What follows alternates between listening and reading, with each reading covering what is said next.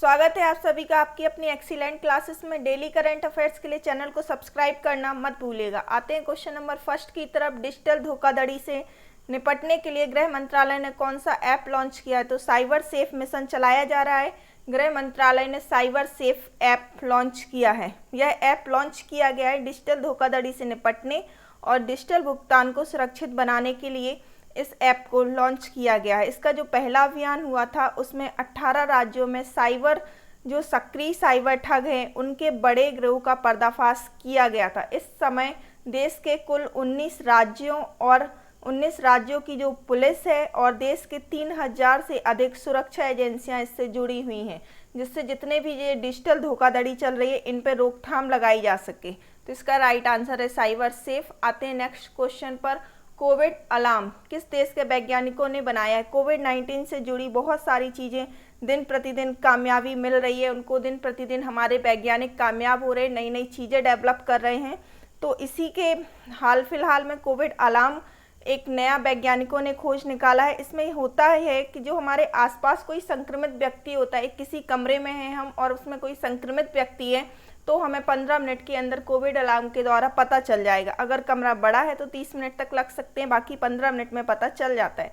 अब यह कैसे करता है? तो यह काम करता है जो कोरोना संक्रमित व्यक्ति होता है उसके शरीर में वाष्पशील कार्बनिक यौगिकों में बदलाव आने लगता है, और जब ये कार्बनिक यौगिक बदलते हैं तो इसमें शरीर में एक विशेष प्रकार की गंध पैदा होती है और इस अलार्म में सेमी कंडक्टिंग सेंसर लगे होते हैं। ये जो कोरोना मरीज होता है उसके शरीर से निकलने वाली गंध को पहचान लेते हैं और कोविड अलार्म के द्वारा हमें पता चल जाता है कि हमारे आसपास कोई व्यक्ति संक्रमित है, और इसकी सटीकता 98 से 100% तक मरीजों को पहचानने की है।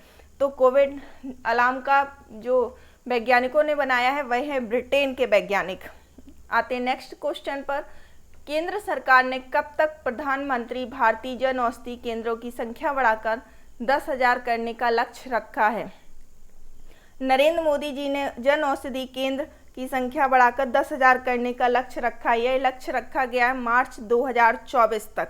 मार्च 2024 तक भारत में जन औषधि केंद्रों की संख्या 10,000 हो जाएगी, और जो 11 जून 2021 तक इसकी संख्या पहले से ही 7,836 हो चुकी है 11 जून 2021 तक। और जो इन केंद्रों का खोलने का उद्देश्य है, तो इनका उद्देश्य है कि सस्ती दर पर गुणवत्ता युक्त जेनेरिक दवाएं उपलब्ध कराई जा सकें। जो लोग कोरोना महामारी में आर्थिक संकट से गुजर रहे हैं उनको दवाएं आसानी से उपलब्ध होती रहें सस्ती दर पर, और गुणवत्ता युक्त जेनेरिक दवाएं मिलती रहें। जैसे कोविड-19 महामारी में जन औषधि केंद्रों की भूमिका बहुत ही अधिक बढ़ गई है, और जो हमारे केंद्रीय रसायन और उर्वरक राज्य मंत्री हैं वो हैं श्री मनसुख मंडाविया। तो इसका राइट आंसर है मार्च 2024। आते नेक्स्ट क्वेश्चन पर। निर्मल मिल्खा सिंह का निधन हो गया है, वह कौन थी? तो निर्मल मिल्खा सिंह की पत्नी है। ये मिल्खा सिंह की पत्नी के साथ साथ भारतीय वॉलीबॉल टीम की पूर्व कप्तान भी हैं।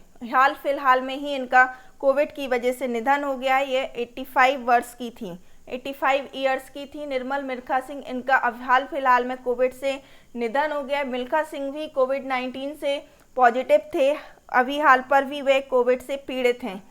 तो इसका राइट आंसर है कि ये भारत की पूर्व भारतीय महिला वॉलीबॉल कप्तान थी निर्मल मिल्खा सिंह। आते नेक्स्ट क्वेश्चन पर। केंद्र सरकार ने कब से सोने के आभूषणों और कलाकृतियों की हॉलमार्किंग अनिवार्य रूप से लागू कर दी है? जैसे कि हम फोटो में देख पा रहे हैं इमेज में कि हॉलमार्किंग में जितने ये 4 चिन्ह बने हुए हैं, ये चारों हमारी ज्वेलरी के अंदर छोटे छोटे रूप में साइन के रूप में बने होंगे। ये होती है सोने की हॉलमार्किंग, जिससे हमें पता चल जाएगा कि सोने हमारा 22 कैरेट का है, 18 कैरेट का है या 24 कैरेट का है। मतलब हम जितने पैसे देंगे उसी शुद्धता के लिहाज से वही चीज़ मिलेगी जिससे हम जितने का भुगतान करेंगे। 256 जिलों में हॉलमार्किंग अनिवार्य रूप से लागू कर दी गई है, और जो बिना हॉलमार्क वाले जेवर बेचेगा सुनार तो इसके जुर्माने का प्रावधान भी इसमें रखा गया है। जो हॉलमार्किंग है उसकी व्यवस्था चरणबद्ध तरीके से लागू की जाएगी। हाल फिलहाल में 256 जिलों में इसको शुरू किया गया है, और जो सुनार होंगे वो 14 कैरेट, 18 कैरेट और 22 कैरेट के सोने के आभूषण बेचने की अनुमति है। ऐसा इसलिए किया जा रहा है क्योंकि सुनार बोलते हैं कि वो हमें 22 कैरेट का बता के 14 कैरेट का सामान दे देते हैं, जिससे हम पैसे भी ज़्यादा दे आते हैं और हमें शुद्धता भी नहीं मिलती है। इसलिए होल मार्किंग से धोखाधड़ी को रोका जा सकेगा। तो इसका राइट आंसर है 15 जून। आते हैं नेक्स्ट क्वेश्चन पर। बायोटेक्नोलॉजी कंपनी माई लैब, इन्होंने किसको ब्रांड एम्बेसडर नियुक्त किया है? तो माई लैब ने अक्षय कुमार को अपना ब्रांड एम्बेसडर नियुक्त किया है। जो जैव प्रौद्योगिकी कंपनी माई लैब है, उसने अक्षय कुमार को अपना ब्रांड एम्बेसडर नियुक्त किया है। और अक्षय कुमार जो हैं वह इसमें लोगों को उत्पादों के इस्तेमाल, सुरक्षा और दक्षता के बारे में जागरूक करने में महत्वपूर्ण भूमिका निभाएंगे। तो माई लैब कंपनी ने अक्षय कुमार को अपना ब्रांड एम्बेसडर नियुक्त किया है। आते नेक्स्ट क्वेश्चन पर। किस देश के तैराक काइली मैककेन ने 100 मीटर बैक स्ट्रोक प्रतिस्पर्धा में 57.45 सेकेंड समय निकालकर नया विश्व रिकॉर्ड कायम किया है? यह 19 साल की हैं और यह ऑस्ट्रेलिया से हैं। जो यह तैराक हैं, इन्होंने 100 मीटर की दूरी को महज 57.45 सेकेंड में तय कर इतिहास रच दिया है। इससे पहले यह रिकॉर्ड जो अमेरिकी तैराक थे रेगन स्मिथ, इनके नाम पर था। तो काइली ने यह रिकॉर्ड ओलंपिक खेलों के लिए नेशनल क्वालिफायर मैच में बनाया है। जो ओलंपिक खेल के नेशनल क्वालिफायर मैच चल रहे हैं उसमें इन्होंने यह रिकॉर्ड बनाया है। और जो रेगन स्मिथ थे, इन्होंने 2019 में विश्व चैंपियनशिप में 57.57 सेकेंड में 100 मीटर बैक स्ट्रोक प्रतिस्पर्धा पूरी की थी। इन्होंने बनाया था 2019 में।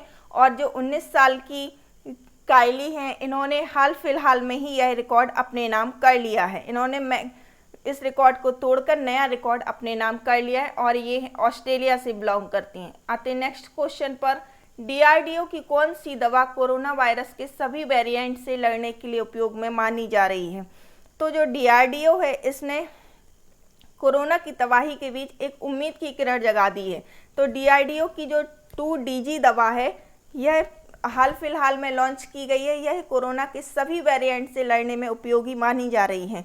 ये दवा कोरोना मरीजों को रिकवर होने में और ऑक्सीजन पर उनकी निर्भरता को कम करने में, दोनों में ही मददगार है। ऑक्सीजन की निर्भरता भी कम कर देती है और जो कोरोना के मरीज हैं उनको जल्दी से जल्दी रिकवर करने का काम करती है। इसका पूरा नाम है 2-डिऑक्सी डी ग्लूकोज और इसका शॉर्ट फॉर्म है 2DG। इसके प्रयोग की अनुमति drug controller general of India ने दे दी है। अब ये मार्केट में उपलब्ध हो जाएगी, इसको हम आसानी से प्राप्त कर पाएंगे। इस दवा को लेने के बाद मरीज जो कोरोना का मरीज है, वह कोरोना से जीतने में कम समय ले रहा है और जल्दी से जल्दी सही हो रहा है। तो यह दवा है 2DG। आते हैं नेक्स्ट क्वेश्चन पर। महात्मा गांधी पुस्तकालय का उद्घाटन किसने किया?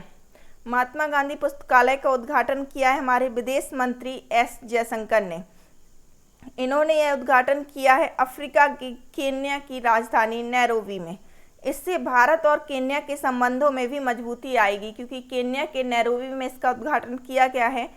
जो हमारे विदेश मंत्री, उन्होंने अपनी 3 दिवसीय विदेश दौरे पर इन्होंने केन्या में एस जयशंकर ने नैरोबी विश्वविद्यालय में पुनर्निर्मित महात्मा गांधी पुस्तकालय का उद्घाटन किया है। हर साल भारत सरकार जो है वह केन्याई को 400 से अधिक छात्रवृत्ति प्रदान करती है। एस जयशंकर ने उद्घाटन में कहा था कि महात्मा गांधी की स्मृति हमें एकजुटता में बांधे रखती है। तो यह किया गया अफ्रीका के केन्या में, केन्या की राजधानी नैरोबी में इसका उद्घाटन किया गया है और इसका उद्घाटन किया है हमारे विदेश मंत्री एस जयशंकर ने। आते नेक्स्ट क्वेश्चन पर।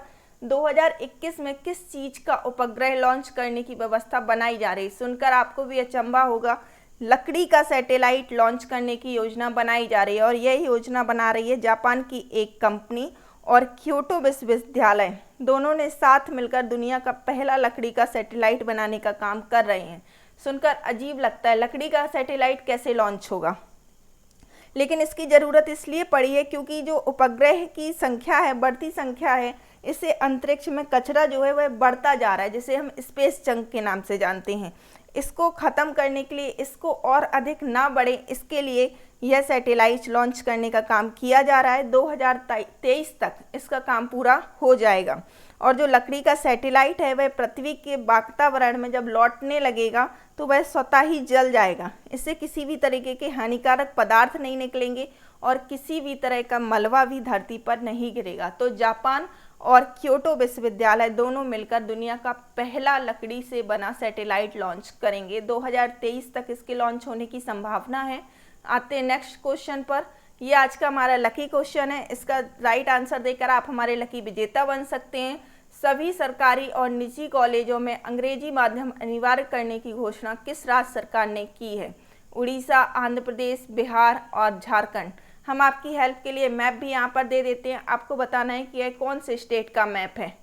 Thank you for watching. Have a awesome day. पढ़ते रहिए, बढ़ते रहिए।